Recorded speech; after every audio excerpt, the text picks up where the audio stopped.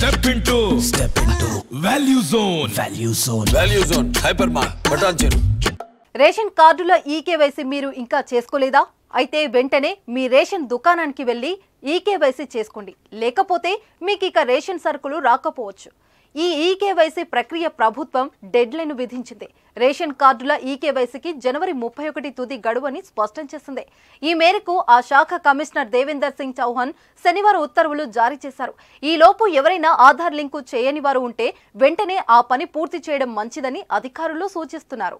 Bogus ration కార్డులు తొలగించాలనే ఉద్దేశంతో గత బీఆర్ఎస్ ప్రభుత్వం రేషన్ ఈకేవైసీ కార్యక్రమాన్ని చేపట్టింది. గత 9 ఏళ్లలో ఎంతోమంది చనిపోగా మరికొందరు పెళ్లిళ్లు చేసుకుని అత్తారింటికి వెళ్లిపోయారు. ఈ నేపథ్యంలో రేషన్ బియ్యం పక్కదారి పట్టకుండా ఈకేవైసీ చేపట్టింది. ప్రస్తుతం రేషన్ కార్డులో పేరున్న వారంతా వేలిముద్రలు వేయాలని స్పష్టం చేసింది. 2 నెలలుగా ఈ ప్రక్రియ కొనసాగుతుంది. రేషన్ దుకాణాలకు వెళ్లి ఈకేవైసీ చేసుకుంటున్నారు. ఈ ఈకేవైసీ కోసం ఆధార్ ధృవీకరణ, వేలిముద్రలు, ఐరిష్ వంటి గుర్తింపులు తీసుకుంటున్నారు.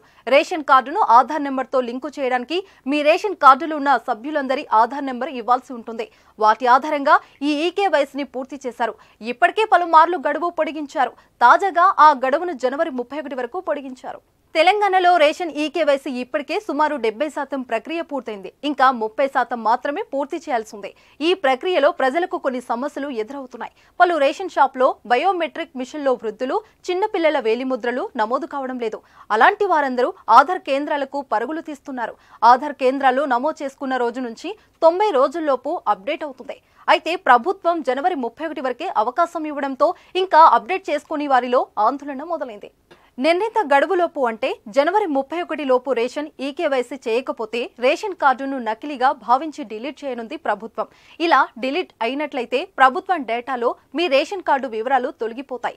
దాంతో మీకు వచ్చే రేషన్ సరుకులు ఆగిపోనున్నాయి. మరోవైపు కాంగ్రెస్ పథకాలతో రేషన్ కార్డు చాలా కీలకం.